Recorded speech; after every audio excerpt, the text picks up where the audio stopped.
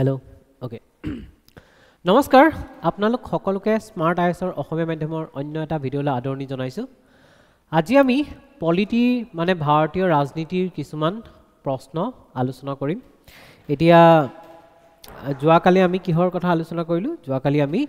বিজ্ঞান আৰু প্ৰযুক্তিবিদ্যাৰ কিছুমান প্ৰশ্ন আলোচনা কৰিলোঁ আজি আমি পলিটিৰ প্ৰশ্ন কিছুমান আলোচনা কৰিম এই পলিটিৰ বা বিজ্ঞানৰ যে আমি প্ৰশ্নবোৰ আলোচনা কৰি আছোঁ এই প্ৰশ্নবোৰৰ মাজেৰে কি হৈ আছে জানে আমাৰ ৰিভিজন হৈ আছে আমি সেই যিবিলাকবোৰ পঢ়িছিলোঁ সেই পঢ়াবোৰ কি হৈছে আপোনাৰ ৰিভিজন হৈ আছে এতিয়া যোৱাকালি যিটো মই ক্লাছ লৈছিলোঁ বা তাত আমি কি কৰিলোঁ আমি ধৰি লওক যিখিনি বেছিক বা মৌলিক বিজ্ঞান বুলি কয় সেই বিজ্ঞানৰ কিছুমান কুৱেশ্যন আৰু আপোনাৰ কাৰেণ্ট এফেয়াৰ্ছৰ পৰা বা আমাৰ যি সাম্প্ৰতিক ঘটনা চক্ৰ বুলি কোৱা হয় তাৰ কিছুমান কুৱেশ্যন বনাই পেলাই আমি প্ৰেক্টিছ কৰিলোঁ ঠিক তেনেদৰে পলিটিত ইমান এটা কাৰেণ্ট এফেয়াৰ্ছৰ নাথাকে কিন্তু পলিটিত বা ভাৰতীয় ৰাজনীতিত যিখিনি মানে ধৰি লওক আমাৰ সংবিধানৰ ধৰি লওক মৌলিক ধাৰণাখিনি আছে সেই ধাৰণাখিনিৰ পৰা কি হ'ব কুৱেশ্যন বনোৱা যায় চ' এতিয়া এক মিনিট ৰ'ব অ'কে আজিৰ প্ৰথম কুৱেশ্যনটো যদি চাওঁ মই আপোনালোকক অলৰেডি পঢ়াইছোঁ হয়নে তো তাৰ পৰা আপোনালোকে কুৱেশ্যনটো এনচাৰ কৰিব পাৰে এতিয়া কওক যে প্ৰথম কুৱেশ্যনটো হৈছে এখন ৰাজ্যৰ মুখ্যমন্ত্ৰী সন্দৰ্ভত তলৰ কোনটো মন্তব্য সঠিক এখন ৰাজ্যৰ মুখ্যমন্ত্ৰী এজনৰ সন্দৰ্ভত তলৰ কোনটো মন্তব্য সঠিক মন্তব্যকেইটা কি দিছে মুখ্যমন্ত্ৰীগৰাকীক ৰাজ্যৰ ৰাজ্যপালে নিযুক্তি দিয়ে মুখ্যমন্ত্ৰী হৈছে ৰাজ্যিক বিধানসভা পৰিষদৰ সৰ্ববৃহৎ দলৰ নেতা বা মুখ্যমন্ত্ৰী ৰাজ্যিক মন্ত্ৰীসভা গঠনৰ বাবে দায়বদ্ধ মই আপোনালোকক কি কৈছিলোঁ যে প্ৰশ্নবোৰ এনেকুৱা যে ইয়াত শব্দৰ খেল হয় মেইনলি ইয়াত শব্দৰ খেল হয় জাষ্ট এটা শব্দ ইফাল সিফাল কৰি দিলেই শুদ্ধও হ'ব পাৰে ভুলো হৈ যাব পাৰে আৰু তাৰ কাৰণে কি কৰিব লাগিব আমি প্ৰশ্নটো ভালকৈ পঢ়ি চাব লাগিব দৌৰাদৌৰি নহয় মানে পেনিক হ'ব নালাগে ভয় খাব নালাগে দৌৰাদৌৰি কৰিব নালাগে প্ৰশ্নটো ভালকৈ পঢ়ি চাব লাগে বুজি নাপালে দুবাৰ তিনিবাৰ পঢ়ি চাব ঠিক আছে কিন্তু প্ৰত্যেকটো বাক্যই প্ৰত্যেকটো লাইন প্ৰত্যেকটো শাৰী কি কৰিব ভালকৈ পঢ়ি চাব প্ৰথমতে ক'লে মুখ্যমন্ত্ৰীগৰাকীক ৰাজ্যৰ ৰাজ্যপালে নিযুক্তি দিয়ে অনুচ্ছেদ মনত আছেনে 163 164 মনত আছে এতিয়া তাত আমি কি পাইছিলোঁ যে ৰাজ্যপালজনে কি কৰে মুখ্যমন্ত্ৰীক নিৰ্বাচন কৰে আৰু মুখ্যমন্ত্ৰীৰ পৰামৰ্শ মতে যিকেইজন ব্যক্তিক মুখ্যমন্ত্ৰীয়ে মন্ত্ৰী বনাব বিচাৰে তেওঁলোকক মন্ত্ৰী হিচাপে ৰাজ্যপালে ৰাষ্ট্ৰপতি ধৰি লওক আমাৰ ভাৰতবৰ্ষৰ ক্ষেত্ৰত বা ৰাজ্যৰ ক্ষেত্ৰত ৰাজ্যপাল হয় ৰাজ্যপালে তেওঁলোকক নিযুক্তি দিয়ে হয়নে এতিয়া আপোনাৰ প্ৰথম যিটো অপশ্যন আছে যে মুখ্যমন্ত্ৰীগৰাকীক ৰাজ্যৰ ৰাজ্যপালে নিযুক্তি দিয়ে এইটো শুদ্ধ কিয়নো এইমাত্ৰই ক'লোঁ যে আমাৰ প্ৰধানমন্ত্ৰীক কোনে নিযুক্তি দিয়ে ৰাষ্ট্ৰপতিয়ে নিযুক্তি দিয়ে কিন্তু আমাৰ ৰাজ্যপালজনে কাক নিযুক্তি দিয়ে মুখ্যমন্ত্ৰীক নিযুক্তি দিয়ে প্ৰথম অপশ্যনটো শুদ্ধ দ্বিতীয় কথাটো কৈছে যে মুখ্যমন্ত্ৰী হৈছে ৰাজ্যিক বিধান পৰিষদৰ সৰ্ববৃহৎ দলৰ নেতা আপোনালোকে বিধান পৰিষদটো মাজে মাজে কনফিউজ হয় নেকি বাৰু খোকোজা লাগে নেকি চাওক প্ৰথম কি বুলি কয় জানে বিধান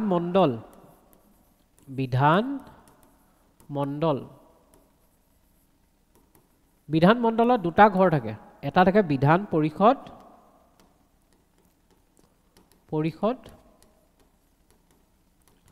আৰু এটা বিধান সভা এতিয়া চাওক এই বিধান পৰিষদটো যে এইটো আমাৰ ৰাজ্যসভাৰ নিচিনা এইটো পাৰ্মানেণ্ট হয় এইটো ভংগ নহয় আৰু বিধানসভাটো আমাৰ লোকসভাৰ নিচিনা ঠিক আছে এইটো ভংগ হয় আমাৰ অসমত বিধানসভা আছে বিধান পৰিষদ নাই কিন্তু কেইখনমান ৰাজ্য আছে ভাৰতৰ কি ৰাজ্য আছে মোক আপোনালোকে কমেণ্টত জনাওকচোন কি ৰাজ্য কোনকেইখন ৰাজ্যত কি আছে বিধান পৰিষদো আছে বিধানসভাও আছে কিন্তু আমাৰ অসমত বিধান পৰিষদ নাই কিন্তু বিধানসভা আছে ঠিক আছে এতিয়া ৰিসেন্টলি এখন কমিটি গঠন কৰা গৈছিলে ধৰি লওক আমাৰ যি ক্লজ 6 আছে আমাৰ অসম চুক্তি আইনৰ তাৰ ওপৰতে এখন কমিটি গঠন কৰা গৈছিল সেই কমিটিখনে কিন্তু এটা পৰামৰ্শ দিছে যে অসমতো বিধান পৰিষদ গঠন কৰিব লাগে বুলি ভৱিষ্যতে গম পোৱা যাব সেইটো কিমান দূৰ সফল হয় এতিয়া মোক কয় যে বিধান পৰিষদ থকা ৰাজ্যকেইখনৰ নাম কি সেইটো কমেণ্টত আপোনালোকে জনাওক এতিয়া বিধান সভা আৰু বিধান পৰিষদ এই দুটাত খেলিমেলি নহ'ব এইটো ৰাজ্যসভাৰ নিচিনা এইটো লোকসভাৰ নিচিনা আমাক কি কৈছে যে মুখ্যমন্ত্ৰী হৈছে ৰাজ্যিক বিধান পৰিষদৰ সৰ্ববৃহৎ দলৰ নেতা হয় মুখ্যমন্ত্ৰীজন যেনেকৈ আমাৰ প্ৰধানমন্ত্ৰীজন ৰাজ্যসভাৰো হ'ব পাৰে লোকসভাৰো হ'ব পাৰে যেনেকৈ যে যোৱাকালি নিধন হ'ল আমাৰ প্ৰাক্তন প্ৰধানমন্ত্ৰী মাননীয় মনমোহন সিং ডাঙৰীয়া তেখেত ৰাজ্যসভাৰ পৰা আছিলে প্ৰধানমন্ত্ৰী যেতিয়া হৈছিল তেখেত ৰাজ্যসভাৰ পৰা হৈছিলে কিন্তু ধৰক বৰ্তমান মোদীজী তেখেত লোকসভাৰ পৰা হৈছে সো তাত তেনেকুৱা কোনো ধৰা বন্ধা নাই যে ৰাজ্যসভাৰ পৰাই হ'ব লাগিব বা লোকসভাৰ পৰাই হ'ব লাগিব বুলি কোনো ধৰা বন্ধা নাই ঠিক তেনেকৈ যিবোৰ ৰাজ্যত বিধান পৰিষদ আৰু বিধানসভা দুইখনেই আছে তাৰো মুখ্যমন্ত্ৰীজন বিধানসভাৰ পৰাও হ'ব পাৰে বা বিধান পৰিষদৰ পৰাও হ'ব পাৰে তেনেকুৱা কোনো ধৰা বন্ধা নাই কিন্তু য'ত আপোনাৰ বিধান পৰিষদ নাথাকে তাততো বিধানসভাৰ পৰাই হ'ব যদিও তেওঁ য'ৰ পৰাই নিৰ্বাচিত নহওক কিয় কিন্তু মুখ্যমন্ত্ৰীজন কোনটো ঘৰলৈ মানে কোনখন সভালৈ দায়বদ্ধ হয় লোৱাৰ হাউচ মানে লোকসভা আমি কেন্দ্ৰৰ কথা ক'লে লোকসভা আৰু ৰাজ্যৰ কথা ক'লে বিধানসভা ইয়াত কি কৈছে বিধান পৰিষদৰ সৰ্ববৃহৎ দলৰ নেতা ঠিক আছে মুখ্যমন্ত্ৰী আছে ৰাজ্যিক বিধান পৰিষদৰ সৰ্ববৃহৎ দলৰ নেতা নহয় বিধানসভাৰ সৰ্ববৃহৎ দলৰ নেতা ঠিক আছে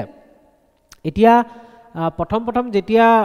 মোদীজী আহিছিলে 2014ত তেতিয়া মোদীজী আপোনাৰ কি হৈছিলে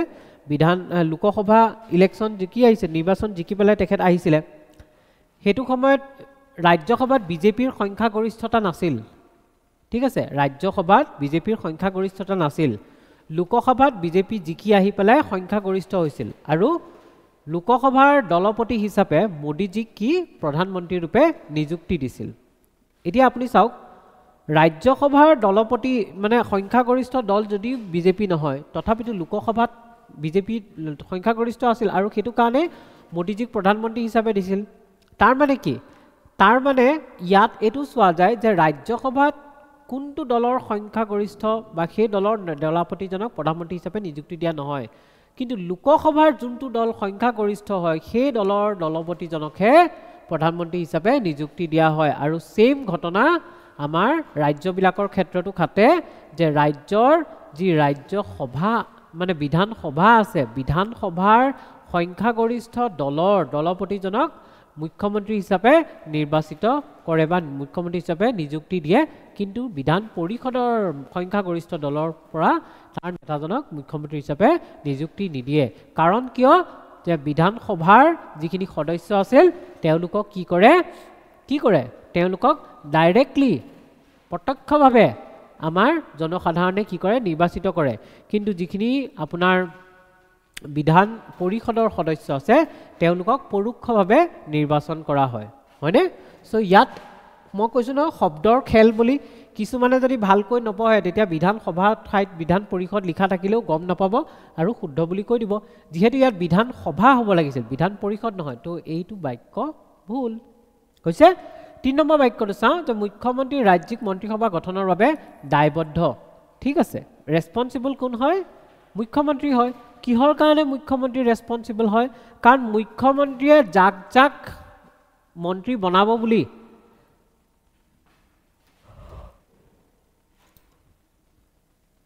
ৰাজ্যপালৰ ওচৰত পৰামৰ্শ দিব তেখেতে কি হ'ব সেই ব্যক্তিসকলকে ৰাজ্যপালে মন্ত্ৰী হিচাপে নিযুক্তি দিব এতিয়া ৰাজ্যপালে যাকে ইচ্ছা তাকে মন্ত্ৰী হিচাপে নিযুক্তি দিব নোৱাৰে এটো চাগে আপোনালোকক মই পঢ়াইছিলো যে মুখ্যমন্ত্ৰীয়ে যাৰ নাম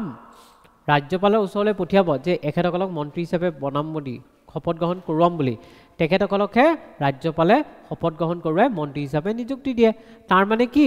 মন্ত্ৰী পৰিষদ গঠন হোৱাত দায়বদ্ধ কোন ৰেসপন্সিবল কোন আমাৰ মুখ্যমন্ত্ৰী মানে যেনেকৈ আমাৰ কেন্দ্ৰত প্ৰধানমন্ত্ৰী ৰাজ্যত মুখ্যমন্ত্ৰী সো এই বাক্যটো শুদ্ধ তো কেটা শুদ্ধ হল 1 আৰু 3 কি কৈছে সঠিক বুলি কৈছে ন 1 আৰু 3 হৈছে সি টো আমাৰ শুদ্ধ উত্তৰ বুজি পাইছে ক্লিয়াৰ মনত পৰিছে নে এনেকে কৰি গলে ন যিখিনি অলৰেডি পঢ়িছে সেইখিনি আপোনালোকৰ কি হ'ব প্ৰেক্টিস হৈ যাব ৰিভিজন হৈ যাব আৰু মই কিন্তু কৈছো দে মই যেতিয়া আপোনালোকক পলিটিৰ কোৱেশ্চন কৰাই আছো সায়েন্সৰ কোৱেশ্চনখিনি কৰাই আছো তো এইবাৰ যোনে যোনে মোৰ ক্লাছটো চাই আছে যোনে যোনে এইবাৰ ধৰি লওক পৰীক্ষা দিবলৈ গৈ আছে কোনো কাৰণতে যাতে এটাও পলিটিৰ কুৱেশ্যন বা এটাও বিজ্ঞানৰ কুৱেশ্যন ভুল নহয় বা এৰা নাযায় নোৱাৰিলো বুলি এৰা যাতে নাযায় এটা উত্তৰটো কোনটো 1 আৰু 3 টি ইয়াত মই মেনশন কৰি দিছো যে 1 টো কি হয় শুদ্ধ হয় কিহৰ কাৰণে শুদ্ধ হয় কাৰণ ৰাজ্যপালে নিযুক্তি দিয়ে কাক নিযুক্তি দিয়ে যিটো দলে নিৰ্বাচনত সংখ্যা গৰিষ্ঠতা লাভ কৰে সেই দলৰ দলপতিজনক দিয়ে আৰু যদি কোনো এটা দলে সংখ্যা গৰিষ্ঠতা লাভ নকৰে তেতিয়াহলে কেইবাটাও দল লগ লাগি পেলাই মিত্ৰজোঁটৰ চৰকাৰ বনায় আৰু সেই মিত্ৰজোঁটৰ চৰকাৰৰ যিজন দলপতি থাকে তেখেতক প্ৰধানমন্ত্ৰী বা মুখ্যমন্ত্ৰী হিচাপে নিযুক্তি দিয়ে হৈছে তাৰ পিছত 2 নম্বৰ বাক্যটো ভুল আছিল কিহৰ কাৰণে তেওঁ বিধান সভাৰ সৰ্ববৃহৎ দলৰ নেতা হয় বিধান পৰিষদৰ নহয় আৰু 3 নম্বৰটো সঠিক হয় কাৰণ তেওঁ মন্ত্ৰী সভা গঠনৰ বাবে দায়বদ্ধ তেওঁৰ পৰামৰ্শ দিয়া ব্যক্তিকেজনকে ৰাজ্যপালে মন্ত্ৰী হিচাপে নিযুক্তি দিয়ে হ'ব হৈছে এনেকৈ আমি প্ৰেক্টিছ কৰি থাকিম যিমান প্ৰেক্টিছ কৰিম কিমান শুদ্ধ হয় আৰু মই কৈছো নহয় প্ৰিলিমছত পাছ কৰিবৰ কাৰণে আপোনালোকৰ ষ্ট্ৰেটেজিটো এনেকুৱা হ'ব লাগিব যে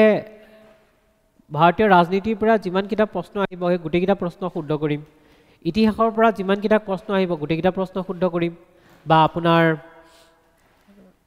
বিজ্ঞানৰ প্ৰযুক্তিবিদ্যাৰ পৰা যিমান কিটা প্ৰশ্ন আহিব গোটেইকেইটা শুদ্ধ কৰিম বা ভূগোলৰ পৰা যিমান কিটা প্ৰশ্ন আহিব গোটেইকেইটা শুদ্ধ কৰিম তেনেকৈ যদি আপোনালোকে ভাবে তেতিয়াহে প্ৰিলিমছ পৰীক্ষা পাছ হ'ব কিয়নো এটা সঁচা কথা কওঁ আপোনালোকে যদিও ভাবিব যে মই যি কিটা আহিব গোটেইকেইটা শুদ্ধ কৰিম বুলি তাত গৈ পেলাই এটা দুটাত আপোনালোক কনফিউজ হ'ব খোকোজা লাগিব আৰু যদিহে কনফিউজ হয় খোকোজা লাগে তেতিয়াহলে সেই কুৱেশ্যনটো এটেম্প নকৰিব মিছামিছি নিগেটিভ মাৰ্ক এটা মাইনাছ মাৰ্ক এটা কিয় আদৰি মানে টানি লোৱা হয় হয়নে আৰু সেইটো কাৰণে আপোনালোকে ঘৰতে এনেকুৱাকৈ প্ৰিপেয়াৰ কৰি যাব লাগিব যিমান এমচিকিউ সলভ কৰিব মানুহক কিয় মক টেষ্ট দিবলৈ কয় মক টেষ্ট দিলে প্ৰেক্টিছ হয় মক টেষ্ট দিলে এনেকুৱা নহয় যে আপোনাৰ সেই 3 ঘণ্টাত পেপাৰখন কমপ্লিট কৰিব নে নকৰিব পাৰিব নে নোৱাৰিব সেইটো নহয় আপোনাৰ মক টেষ্টত মানে প্ৰিলিমছৰ মক টেষ্টত বিশেষকৈ কি হয় প্ৰেক্টিছ হয় আপুনি যিবিলাক পঢ়িছে সেইবিলাক ৰিভিজন হ'ব সেইবিলাক ব্ৰেইনত আহিব ঠিক আছে তাৰপিছত আৰু আপোনাৰ কি হ'ব সেইবোৰ যেতিয়া আপুনি প্ৰেক্টিছ কৰিব তেতিয়া আপুনি গম পাব যে কোনখিনিত আৰু আপুনি বেছি জোৰ দিব লাগিব কোনখিনি অলৰেডি পঢ়ি হৈছে সেইটো কাৰণে মক টেষ্ট দিয়া যায় আৰু এয়া এক প্ৰকাৰৰ মক টেষ্টেই হৈ আছে কাৰণ আমি কুৱেশ্যন প্ৰেক্টিছ কৰি আছো হয়নে এতিয়া 2 নম্বৰৰ প্ৰশ্নটো হৈছে যে ভাৰতৰ মন্ত্ৰী পৰিষদৰ সন্দৰ্ভত তলৰ কোনটো মন্তব্য সঠিক মন্ত্ৰী পৰিষদৰ ক্ষেত্ৰত কোন দুটা অনুচ্ছেদ আছিল মনত আছেনে ৭৪ আৰু ৭৫ 74 আৰু 75 অনুচ্ছেদ হয়নে 74ত কি আছিলে যে মন্ত্ৰী পৰিষদ থাকিব লাগিব মন্ত্ৰী পৰিষদে আমাৰ যি ৰাষ্ট্ৰপতি আছে তেখেতক কি কৰিব সহায় কৰিব বা পৰামৰ্শ দিব এইড এণ্ড এডভাইচ দিব বুলি কৈছিলে আৰু 75ত কৈছিল যে কি থাকিব ৰাষ্ট্ৰপতিৰ দ্বাৰা মন্ত্ৰী পৰিষদ আৰু এজন প্ৰধানমন্ত্ৰী নিযুক্তি দিয়া হ'ব আৰু প্ৰধানমন্ত্ৰী পৰামৰ্শ মতে মন্ত্ৰী পৰিষদ নিযুক্তি দিয়া হ'ব হয়নে হয় বুজিছেনে মনত আছেনে 75 অনুচ্ছেদত কি আছিলে অনুচ্ছেদবিলাক লগে লগে মনত পেলাই যাব এতিয়া ইয়াত কি কৈছে যে প্ৰথমটো মন্ত্ৰী পৰিষদৰ নেতৃত্ব ভাৰতৰ ৰাষ্ট্ৰপতিয়ে দিয়ে হয়নে মানে কৈছে যে আমাৰ মন্ত্ৰী পৰিষদৰ নেতৃত্ব মন্ত্ৰী পৰিষদৰ কোনে হেড কৰে কোন লিডাৰ কোন হয় ভাৰতৰ ৰাষ্ট্ৰপতি জানো কওকচোন ভাৰতৰ ৰাষ্ট্ৰপতি জানো মন্ত্ৰী পৰিষদৰ হেড কিছুমানৰ কাৰণে এটো শুদ্ধ বুলি ভাবি লব পাৰে কিন্তু ভাৰতৰ ৰাষ্ট্ৰপতি মন্ত্ৰী পৰিষদৰ হেড নহয় তেওঁ নেতৃত্ব নিদিয়ে কোনে দিয়ে প্ৰধানমন্ত্ৰীয়ে দিয়ে সো এই বাক্যটো ভুল প্ৰধানমন্ত্ৰী হৈছে মন্ত্ৰী সভাৰ মুৰব্বী তাৰ পিছত আছে মন্ত্ৰী পৰিষদৰ সামূহিকভাৱে লোকসভাৰ ওচৰত দায়বদ্ধ সামূহিকভাৱে মানে কালেক্টিভ ৰেসপন্সিবিলিটি ঠিক আছে আমি কি কৈছিলো মন্ত্ৰী সভাৰ কিছুমান দায়বদ্ধতা আছে কালেক্টিভ ৰেসপন্সিবিলিটি আছে আৰু যেটো সামূহিক দায়বদ্ধতা বুলি ক'লে আৰু তেওঁ কি নিজস্ব দায়বদ্ধতাও আছে পাৰ্সোনাল ইন্ডিভিজুৱেল মানে ৰেসপন্সিবিলিটিও আছে ঠিক আছে নিজস্ব দায়বদ্ধতাও আছে এতিয়া সামূহিক দায়বদ্ধতাৰ কথাত মই কৈছিলো না সুইম এণ্ড সিঙ্ক টুগেদাৰ বুলি এটা কথা কৈছিলো ফ্ৰেজ এটা কৈছিলো মানে একেলগে সাঁতুৰিব আৰু একেলগে ডুবিব হয়নে আৰু যেতিয়া আপোনাৰ অনাস্থা প্ৰস্তাৱ আহিব তেতিয়া তেওঁলোকে কি কৰিব লাগিব পদত্যাগ কৰিব লাগিব হয়নে নহয় সেইখিনি কি আছিল কালেক্টিভ ৰেসপন্সিবিলিটি মানে আমাৰ সামূহিক দায়বদ্ধতাৰ ক্ষেত্ৰত পঢ়িছিলো এতিয়া কৈছে যে মন্ত্ৰী পৰিষদ কাউন্সিল অফ মিনিষ্টাৰ্স কি হয় সামগ্ৰিকভাৱে লোকসভাৰ ওচৰত দায়বদ্ধ এই শব্দটো মন কৰিব ৰাজ্যসভা বুলি দিয়া নাই কিন্তু যদি ৰাজ্যসভাৰ বুলি দিয়া হলে তেতিয়া ভুল হৈ গ'লহেঁতেন ইয়াত ৰাজ্যসভাৰ বুলি দিয়া নাই লোকসভাৰ বুলি দিছে সো লোকসভাৰ ওচৰত দায়বদ্ধ হয়নে দায়বদ্ধ এইটো হয় ঠিক আছে তাৰ পিছত কৈছে যে মন্ত্ৰী পৰিষদৰ সদস্যসকলক প্ৰধানমন্ত্ৰী পৰামৰ্শ অনুসৰি ৰাষ্ট্ৰপতিয়ে নিযুক্তি দিয়ে মই অলৰেডি আপোনালোকক কৈছিলো যে যেনেকৈ আমাৰ ৰাজ্যপালে কি কৰে ইয়াৰ আগৰ কুৱেশ্যনটোত ৰাজ্যপালে মুখ্যমন্ত্ৰীৰ পৰামৰ্শ মতে সেই সকল ব্যক্তিক যাক মুখ্যমন্ত্ৰীয়ে পৰামৰ্শ দিব যাৰ নাম ক'ব তেওঁলোকক ৰাজ্যপালে কি মন্ত্ৰী হিচাপে নিযুক্তি দিব সেম কথা ঠিক তেনেদৰেই মানে আমাৰ কেন্দ্ৰ চৰকাৰত কি হয় প্ৰধানমন্ত্ৰীয়ে যোন ব্যক্তিৰ নাম আমাৰ ৰাষ্ট্ৰপতিৰ ওচৰলৈ পঠিয়াব ৰাষ্ট্ৰপতিয়ে তেওঁলোকক কি মন্ত্ৰী হিচাপে নিযুক্তি দিব সো এইটো শুদ্ধ তো কেইটা শুদ্ধ হ'ল দুটা 2 আৰু 3 শুদ্ধ তো এনসাৰটো হ'ল 2 আৰু 3 হৈছে 2 আৰু 3 শুদ্ধ চাওক 2 আৰু 3 শুদ্ধ প্ৰথম স্টেটমেন্টটো ভুল হয় দ্বিতীয়টো সঠিক হয় 3 নম্বৰটো সঠিক হয় ঠিক আছে মই কিয় ভুল হৈছে এইটো কৈছিলো যে প্ৰধানমন্ত্ৰীয়েহে দিয়ে ৰাষ্ট্ৰপতি নহয় 2 নম্বৰটো এইটো সঠিক লোকসভাৰ ওচৰত দায়বদ্ধ আৰু 3 নম্বৰ ৰাষ্ট্ৰপতি ভৰণৰ ভিত্তিত মন্ত্ৰী পৰিষদৰ ৰাষ্ট্ৰপতি প্ৰধানমন্ত্ৰী পৰামৰ্শ ভিত্তিত ঠিক আছে এটো শুদ্ধ হয় হ'ব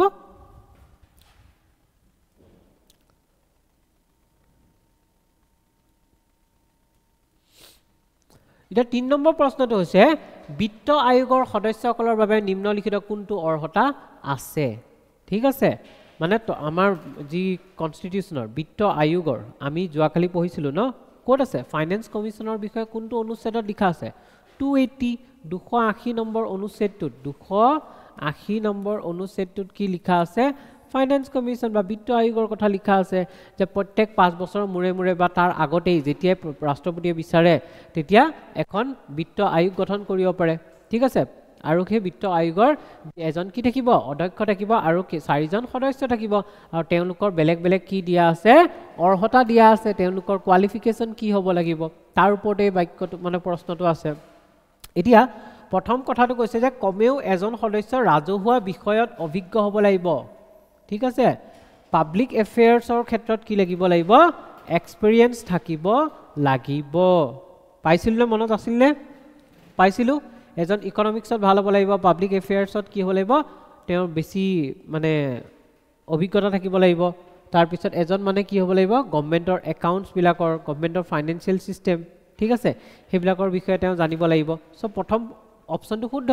2 নম্বৰটো আছে এজন সদস্য অৰ্থনীতি বা ৰাজহুৱা বিত্তৰ জ্ঞান থাকিব লাগিব পাইছিলনে এটো যে এজন মানুহৰ কি অৰ্থনীতিৰ ওপৰত বা আমাৰ যি ৰাজহুৱা বিত্ত ঠিক আছে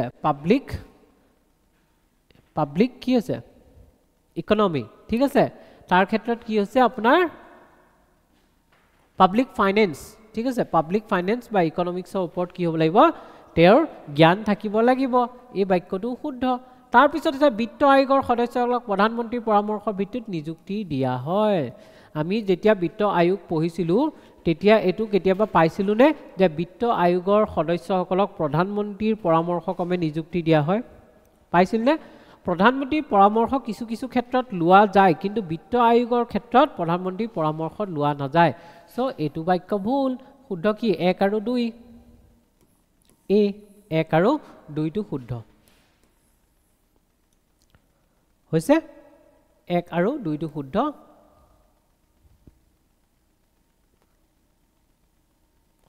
সৰি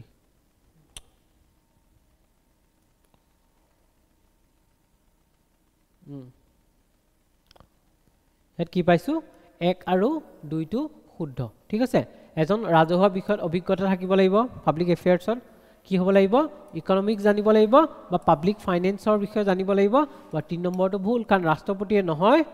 ৰাষ্ট্ৰপতিয়েহে বিত্ত আয়োগৰ সদস্যক নিযুক্তি দিয়ে প্ৰধানমন্ত্ৰীয়ে নহয় বা প্ৰধানমন্ত্ৰী কোনো পৰামৰ্শ লোৱা নাযায়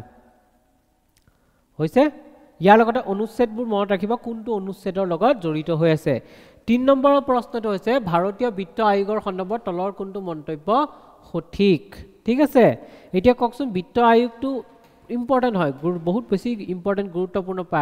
চেপ্টাৰ হয় আৰু হেতু কাৰণে মই বিত্ত আয়োগৰ দুটা কোৱেশ্চন ৰাখিছো এতিয়া বিত্ত আয়োগৰ ক্ষেত্ৰত কোনটো সঠিক কওকচোন এতিয়া কৈছে যে প্ৰতি 5 বছৰ মূৰে বিত্ত আয়োগ গঠন কৰা হয় এতিয়া মই কি কৈছিলো যে বিত্ত আয়োগ ৰাষ্ট্ৰপতিয়ে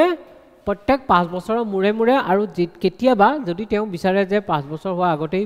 মানে বিত্ত আয়োগ গঠন কৰিব লাগে বুলি প্ৰয়োজনীয়তা অনুভৱ কৰে তেতিয়া কি কৰে বিত্ত আয়োগ গঠন কৰে প্ৰথম হৈ গ'ল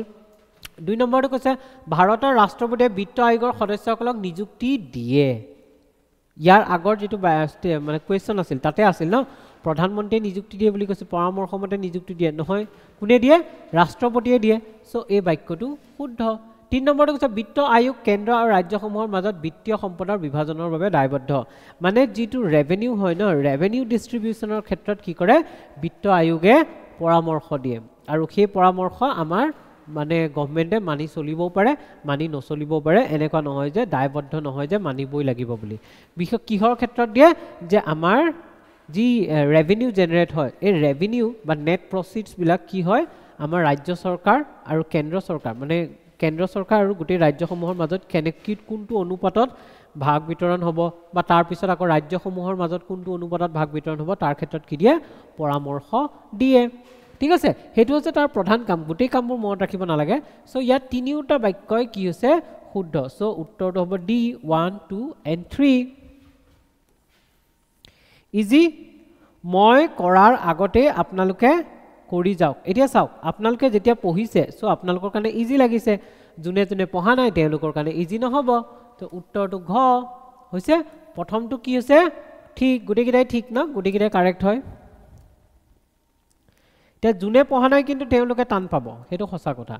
এতিয়া 5 নম্বৰ কোৱেশ্চনটো আছে কেন্দ্ৰীয় লোকসেৱা আয়োগ ইউপিএসসি সম্পৰ্কে নিম্নলিখিত মন্তব্যবোৰ কোনটো সঠিক ঠিক আছে ইউপিএসসিৰ কথা কৈছে এটা কি আছে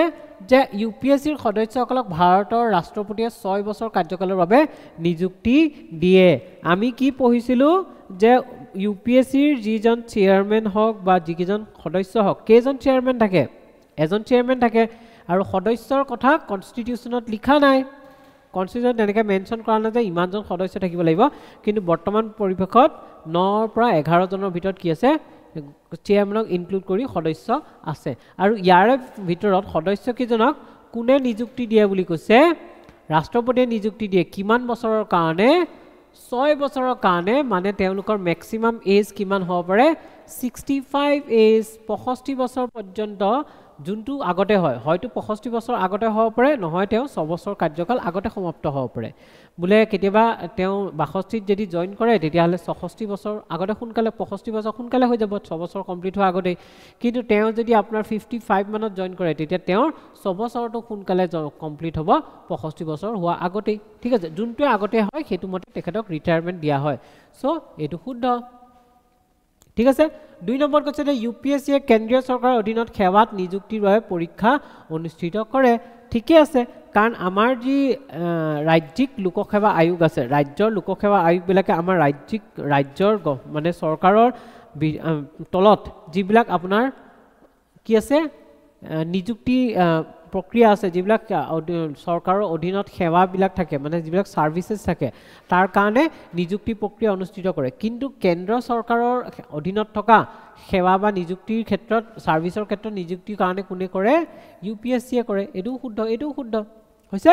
3 নম্বৰ কৈছে সংসদৰ উভয় সদনে গৃহীত কৰা প্ৰস্তাৱৰ জৰিয়তে ইউপিএসসিৰ অধ্যক্ষক অপসাৰণ কৰিব পাৰি হেতু কাৰণে মই কালি কৈছিলো যেতিয়া পঢ়াইছিলো পলিটি তেতিয়া মই কি কৈছিলো যে আমাৰ এই যিখিনি সাংবিধানিক সংস্থা আছে সংস্থাবিলাকৰ সদস্যসকল বা তাৰ যি চেয়াৰম্যান থাকে অধ্যক্ষ তেখেতসকলক কেনেকৈ অতৰাব পাৰি সেই বিষয়ে আমি পঢ়ি লোৱাটো প্ৰয়োজনীয় কাৰণ তাৰ পৰা কোৱেশ্চন বনে এৰি ইয়াত 3 নম্বৰত কি কৈছে যে আমাৰ ইউপিএসসিৰ চেয়াৰম্যান বা সদস্যক কি কৰিব পাৰি তেওঁলোকক অতৰাবৰ কাৰণে ৰিমুভ কৰিবৰ কাৰণে প্ৰস্তাৱ এখন আনিব লাগিব প্ৰস্তাৱখন দুইটা সদনতে কি কৰিব লাগিব গৃহীত কৰিব লাগিব কিন্তু এই প্ৰক্ৰিয়াটো একচুয়ালি ইউপিএসসিৰ কাৰণে নহয় কাৰ কাৰণে হয় আমাৰ ইলেকশন কমিশনাৰৰ কাৰণে আছিল হয়নে নিৰ্বাচনী আয়ুক্তৰ কাৰণে আছিল কিন্তু ইউপিএসসি বা আমাৰ লোকসেৱা আয়োগৰ অধ্যক্ষ বা সদস্যসকলৰ কাৰণে কি তেওঁলোকে যদি কিবা কেটামান গ্ৰাউণ্ড আছিল নহয় কি আছিল দেউলিয়া ঘোষণা কৰিলে বা তেওঁলোকে যদি তেওঁলোকৰ পোষ্টৰ বাহিৰে বেলেগত গৈ পেলাই প্ৰফিটেবল কিবা কাম কৰে মানে দৰমহা পোৱা কিবা কাম কৰে বা তেওঁলোক যদি ইনকেপাসিটি বা মিসবিহেভিয়াৰ বুলি গম পোৱা যায় তেতিয়াহলে তেওঁলোকৰ এগেইনষ্টত কি কৰিব এটা মানে কমপ্লেইন কালে পঠিয়াব সুপ্ৰিম কোৰ্টলৈ পঠিয়াব আৰু সুপ্ৰিম কোৰ্টে সেই কথাটোৰ ওপৰত ইনভেষ্টিগেট কৰিব তদন্ত কৰিব আৰু তদন্ত কৰাৰ পিছত যদি সুপ্ৰিম কোৰ্টে পায় যে হয় সেই মানুহজন মানে উপযুক্ত নহয় সেই মানুহজন দুখনীয় তেতিয়া ৰাষ্ট্ৰপতিক পৰামৰ্শ দিব যে তেওঁক অতৰাই দিব লাগে আৰু সেই সুপ্ৰিম কোৰ্টৰ পৰামৰ্শটো উচ্চতম ন্যায়ালয়ৰ পৰামৰ্শটো কিন্তু বাধ্য হয় ৰাষ্ট্ৰপতিৰ কাৰণে ৰাষ্ট্ৰপতিয়ে মানিবই লাগিব ইয়াত কিন্তু কৈছে উভয় সদনে গৃহীত কৰিব লাগিব উভয় সদনে গৃহীত কৰিব লাগে ৰাষ্ট্ৰপতি সুপ্ৰিম কোৰ্টৰ ওচৰত দিব তদন্ত কৰিবলৈ সুপ্ৰিম কোৰ্টে তদন্ত কৰি তাৰ পৰামৰ্শ ৰাষ্ট্ৰপতিক দিব আৰু ৰাষ্ট্ৰপতিয়ে বাধ্য হৈ তেখেতক অতৰাই দিব সো 3 নম্বৰটো ভুল শুদ্ধ কি 1 আৰু 2 মানে সি 1 আৰু 2 ৰিভাইজ হৈছে নে কালি পঢ়াবোৰ ৰিভিজন হৈছে নে নাই এতিয়া 1 আৰু 2 কি আছে যে প্ৰথমটো শুদ্ধ বুলি কৈছো দ্বিতীয়টো শুদ্ধ বুলি কৈছো তৃতীয়টো ভুল ৰাষ্ট্ৰপতিয়ে বিষয়টো তদন্তৰ বাবে উচ্চতম ন্যায়ালয়লৈ প্ৰেৰণ কৰিব লাগিব যদি উচ্চতম ন্যায়ালয়ে তদন্তৰ পিছত অপসাৰণৰ সমৰ্থন কৰে তেতিয়া পৰামৰ্শ দিয়ে তেন্তে ৰাষ্ট্ৰপতিয়ে অধ্যক্ষ বা অধ্যক্ষজনক অপসাৰণ কৰিব পাৰে ইয়াত কিন্তু কোনো ধৰণৰ দুইটা সদনৰ প্ৰস্তাৱৰ কথা কোৱা হোৱা নাই আৰু তেওঁলোকৰ যিকিটা পদবী আছে সেই পদবীকিটাক স্বতন্ত্ৰ কৰিবৰ কাৰণে এনেকুৱা প্ৰবন্ধন কৰিছে যে যিটো প্ৰক্ৰিয়া সংবিধানত উল্লেখ কৰা আছে তেওঁলোকক আঁতৰাব পৰা সেই প্ৰক্ৰিয়াৰ বাহিৰে বেলেগ প্ৰক্ৰিয়া দি তেওঁলোকক আঁতৰ কৰিব নোৱাৰি হৈছে তাৰ পিছত আছে 6 নম্বৰ কোৱেশ্চনটো যে ভাৰতৰ নিৰ্বাচন আয়োগৰ সন্দৰ্ভত তলৰ কোনটো মন্তব্য সঠিক এতিয়া নিৰ্বাচন আয়োগৰ ক্ষেত্ৰত যদি আমি ক'ব যাওঁ তেতিয়া নিৰ্বাচন আয়োগ আমাৰ ভাৰতৰ সংবিধানৰ কোনটো ভাগত আছে 15 নম্বৰ ভাগত আছে কোনটো অনুচ্ছেদৰ পৰা কোনটো অনুচ্ছেদলৈ আছে 324 ৰ পৰা 329 লৈকে আছে এটা 324 29 25 26 একিটা আপোনালোকে অকমান চাই ল'ব ঠিক আছে ইয়াত কি কৈছে যে ভাৰতৰ নিৰ্বাচন আয়োগ হৈছে মুখ্য নিৰ্বাচন আয়ুক্ত আৰু দুজন নিৰ্বাচন আয়ুক্তক লৈ গঠিত এক বহু সদস্য বিশিষ্ট সংস্থা হয় মাল্টি মেম্বাৰ হয় কিহৰ কাৰণে তাত 3 জন সদস্য আছে এজন আছে মুখ্য নিৰ্বাচনী আয়ুক্ত আৰু দুজন নিৰ্বাচনী আয়ুক্ত আছে তেওঁলোকক প্ৰথম 1989 মানে 1989 চনত তেওঁলোকক দুজন এক্সট্ৰাকে দুজন আৰু নিযুক্তি দিছিল 90 চনত অতৰাই দিছিল কিন্তু 93 চনত আকৌ দুজনক নিযুক্তি দিলে তেতিয়াৰ পৰা এতিয়ালৈকে আমাৰ নিৰ্বাচনী আয়োগখন কি হয় নিৰ্বাচনী আয়োগখন আপোনাৰ 3 জন সদস্যৰ সংস্থা হৈ পৰিছে মাল্টি মেম্বাৰ বডি সো এটো শুদ্ধ সৰি ওকে এটো শুদ্ধ তাৰ পিছত আছে নিৰ্বাচন আয়োগ চৰকাৰৰ পৰা স্বাধীন আৰু ইয়াক কেৱল মহাজোগীৰ দ্বাৰাহে আতৰ কৰিব পাৰি ইয়াত কৈছে যে নিৰ্বাচন আয়োগৰ যি আমাৰ মুখ্য নিৰ্বাচনী আয়ুক্ত আছে বা বাকি আয়ুক্তসকল আছে তেওঁলোক চৰকাৰৰ পৰা কি হয় চৰকাৰৰ পৰা মুক্ত মানে ফ্ৰী আৰু তেওঁলোকক কেৱল মহা অভিযোগৰ দ্বাৰাহে আতৰ কৰিব পাৰি মহা অভিযোগ মানে ইম্পিচমেন্ট এটা যদি অসমীয়াবোৰ বুজি নাপায় ইংলিছত চাই লব ইম্পিচমেন্টৰ কথা কৈছে মহা অভিযোগ কিন্তু আমি ইম্পিচমেন্টৰ দ্বাৰা কাক অপসাৰণ কৰিব পাৰি বুলি পঢ়িছিলো বাৰু ককচোন ৰাষ্ট্ৰপতিৰ বিৰুদ্ধে ইম্পিচমেন্ট বা মহা অভিযোগ আনি পালে অপসাৰণ কৰিব পাৰি কিন্তু আমাৰ ইলেকশ্যন কমিশনৰ ক্ষেত্ৰত তেনেকুৱা কোনো পোৱা নাই ইলেকশ্যন কমিশনক অতৰাবৰ কাৰণে এখন প্ৰস্তাৱ আনিব লাগিব প্ৰস্তাৱখন দুইটা সদনতে কি তাৰ সংখ্যা গৰিষ্ঠতাৰে গৃহীত হ'ব লাগিব তেতিয়াহে তেওঁক অতৰাব পৰা যায় সো এই বাক্যটো ভুল তাৰ পিছত এটা নিৰ্বাচন আয়োগে সাংসদ আৰু ৰাজ্যিক বিধানসভাৰ নিৰ্বাচন অনুষ্ঠিত কৰাৰ বাবে দায়বদ্ধ আৰু কৈছে যে আমাৰ নিৰ্বাচন আয়োগৰ কিহৰ ক্ষেত্ৰত তেওঁলোকৰ ৰেসপন্সিবিলিটি কি ইলেকশ্যন নিৰ্বাচন কণ্ডাক্ট কৰে এক নম্বৰতে নিৰ্বাচন আয়োগে আমাৰ লোকসভা আৰু ৰাজ্যসভাৰ ইলেকশ্যন নিৰ্বাচন কণ্ডাক্ট কৰে হেতু কেতিয়াবা সুধি দিব পাৰে যে লোকসভাৰ কৰে কিন্তু ৰাজ্যসভাৰ নকৰে তেনেকুৱা নহয় ৰাজ্যসভা আৰু লোকসভা দুইটাৰে কৰে সংসদৰ কৰে তাৰোপৰি আমাৰ যি বিধান পৰিষদ থাকে আৰু বিধান সভা থাকে দুইটাৰে ক্ষেত্ৰত কৰে আৰু তাৰোপৰি আমাৰ ৰাষ্ট্ৰপতি নিৰ্বাচন আৰু উপৰাষ্ট্ৰপতি নিৰ্বাচনৰ ক্ষেত্ৰত কি কৰে কোনে কাম কৰে নিৰ্বাচনী আয়ুক্তই কৰে কিন্তু আমাৰ যি পঞ্চায়ত আৰু পৌৰসভা আছে তাৰ যি নিৰ্বাচন হয় সেই নিৰ্বাচন কিন্তু আমাৰ ৰাজ্যিক পৰ্যায়ৰ যি নিৰ্বাচন আয়ুক্ত আছে সেই ৰাজ্যিক পৰ্যায়ৰ নিৰ্বাচনী আয়ুক্তহে কৰে ইয়াত কিন্তু আমাৰ যি মুখ্য নিৰ্বাচনী আয়ুক্ত আছে সেই মুখ্য নিৰ্বাচনী আয়ুক্তই নকৰে কি কৰে প্ৰেসিডেন্টক কৰে ৰাষ্ট্ৰপতিক কৰে ৰাষ্ট্ৰপতি নিৰ্বাচন উপৰাষ্ট্ৰপতি তাৰ পিছত আৰু সংসদৰ কি হ'ব ৰাজ্যসভা প্লাস লোকসভা তাৰ পিছত কি কৰে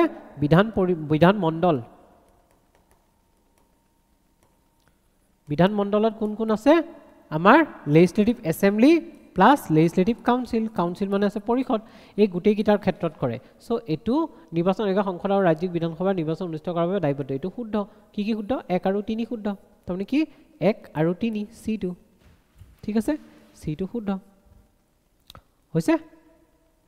হৈছে নে 1 আৰু 3 টো শুদ্ধ এইটো শুদ্ধ এইটো ভুল এইটো শুদ্ধ এইটো ভুল কিয় কেৱল সংসদৰ দ্বাৰা মহা অভিযোগ প্ৰক্ৰিয়াৰ জৰিয়তে অপসাৰণ কৰিব পাৰি কেৱল চৰকাৰৰ দ্বাৰা নহয় ঠিক আছে হৈছে চৰকাৰে নোৱাৰে সংসদে পাৰিব আৰু তাকো মহা অভিযোগ নহয় ইম্পিচমেন্ট নহয় কি কৰিব প্ৰস্তাৱ আনিব লাগিব প্ৰস্তাৱ গৃহীত হ'ব লাগিব তাৰ পিছত কৈছে লাষ্টৰ কোৱেশ্চনটো ভাৰতৰ নিৰ্বাচন আয়োগৰ কাম কাজ সম্পৰ্কে তলৰ কোনটো মন্তব্য কৰা নিৰ্বাচন আয়োগৰ কামখিনি চাব দেই নিৰ্বাচন আয়োগে কি মানে কি কৰে তেওঁলোকৰ ক্ষমতাবোৰ তেওঁলোকৰ ডিউটিবোৰ পাৱাৰখিনি মই পঢ়াইছিল নহয় সেইখিনি চাব ঠিক আছে এটা কি আছে নিৰ্বাচন আয়োগে ভাৰতৰ উপৰাষ্ট্ৰপতি আৰু ৰাষ্ট্ৰপতি নিৰ্বাচনত অনুষ্ঠিত কৰে এই মাত্ৰ মই কৈ গলো এটো শুদ্ধ হয়নে তাৰ পিছত নিৰ্বাচন আয়োগে সঠিকভাৱে কাম নকৰিলে লোকসভা ভংগ কৰিব পাৰে লোকসভা ভংগ জানো নিৰ্বাচন আয়োগে কাম ভংগ কৰিব পাৰে লোকসভা কোনে ভংগ কৰিব পাৰে কোনে পৰে আমি পঢ়িছিলো নহয় মই কৈছিলো যে আমাৰ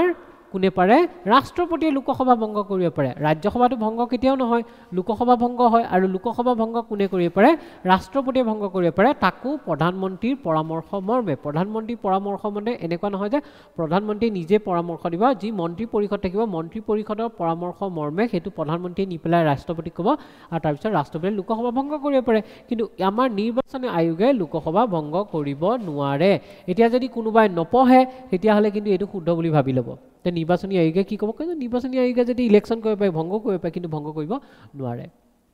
নিৰ্বাচনী আয়োগে সঠিক ভোটাৰ তালিকা প্ৰস্তুত কৰাটো নিশ্চিত কৰা আৰু নিৰ্বাচন অনুষ্ঠিত কৰা নিৰীক্ষণ কৰে অবভিয়াছলি আমাৰ ইলেক্টৰেল ৰোল যাক ভোটৰ তালিকা বুলি কয় ইলেক্টৰেল ৰোল প্ৰিপেয়াৰ কৰে ইলেক্টৰেল ৰোল মানে আমাৰ যিবিলাক নতুনকে ইউথ বিলাক আহি আছে যাৰ 18 ইয়াৰ্স কমপ্লিট হৈছে তেওঁলোকে নতুনকে তেওঁলোকৰ নাম ইলেকশ্যনৰ কাৰণে সংযোজিত হ'ব ইলেকশ্যন ভোটাৰ তালিকাত আৰু যিসকল ঢুকাই গৈছে যিসকল পৃথিৱীৰ পৰা গুছি গৈছে তেওঁলোকৰ নামবোৰ কি হ'ব তাৰ পৰা অতৰাই দিয়া হ'ব ঠিক আছে সো নিৰ্বাচনী আয়োগৰ কামে হৈছে যে সেই ইলেক্টৰেল ৰোলখন কি কা ৰিভাইজ কৰা আৰু কি কৰা হয় আমাৰ যি ইলেকশ্যন বা নিৰ্বাচন অনুষ্ঠিত নিৰ্বাচনটো কি কৰা সুপাৰভাইজ কৰা যাতে আমি কি কৰিব পাৰো নিকা আৰু সুস্থভাৱে কি কৰিব পাৰো নিৰ্বাচন অনুষ্ঠিত কৰিব পাৰো সো এই বাক্যটো শুদ্ধ কেটা শুদ্ধ 1 আৰু 3 1 আৰু 3 এটো 1 আৰু 3 শুদ্ধ হৈছে ইজি আছিল ন কিন্তু ইচ্ছা কৰিলে মই টান কৰি দিব পাৰো নেক্সট টাইম টান কৰি দিম কেৱল 1 আৰু 3 এটো শুদ্ধ ভুলটো কি আছে লোকসভা কোনে ভংগ কৰিব পাৰে প্ৰধানমন্ত্ৰীৰ পৰামৰ্শ মতে ৰাষ্ট্ৰপতিয়ে পাৰে ঠিক আছে কিন্তু নিৰ্বাচনী আয়ুক্তই নোৱাৰে ঠিক আছে এতিয়া আজি ইমানখিনি কুৱেশ্যন ডিসকাস কৰিলো আমি নেক্সট আমি আকৌ কাইলে আকৌ আমি বিজ্ঞান আৰু প্ৰযুক্তিবিদ্যাৰ কুৱেশ্যন ডিসকাস কৰিম সদায় অল্টাৰনেট ডেট আমি কৰি আছো ন এদিন আপোনাৰ ভাৰতীয় ৰাজনীতি এদিন বিজ্ঞান আৰু প্ৰযুক্তিবিদ্যা কোৱেশ্চন কি নিজে প্ৰেক্টিস কৰিব তেতিয়া আপোনালোকৰ কাৰণে ভাল হ'ব হয় নহয় এইখিনি যিমান প্ৰেক্টিস কৰিব কিমান বস্তুবোৰ ক্লিয়াৰ হ'ব এটা মটো বুজাই গৈছো বুজাই যাওঁতে আপোনালোকৰ বস্তুবোৰ ক্লিয়াৰ হৈ যাব সো ইমানখিনি আছিল কবলগীয়া আমাৰ ক্ৰেশ কোৰ্স লঞ্চ হৈছে অলৰেডি আপোনাৰ আৰু আমাৰ অসমীয়া মাধ্যমৰ ক্ৰেশ কোৰ্স লঞ্চ হৈছে আৰু আমাৰ অসমীয়া মাধ্যমৰ যি ফাউণ্ডেশ্যন কোৰ্স এটো জানুৱাৰীৰ পৰা ষ্টাৰ্ট হ'ব আপোনালোকে যদি মানে ইচ্ছা কৰে আমাৰ লগত পঢ়িবলৈ আমাক যাতে আমি যাতে আপোনাৰ সপোনটো সঁচা কৰাত সহায় কৰিব পাৰো তেতিয়া হলে এই নম্বৰটোত ফোন কৰি আপোনালোকে তাৰ বিষয়ে সবিশেষ জানিব পাৰে তো আজিলৈ আহো ধন্যবাদ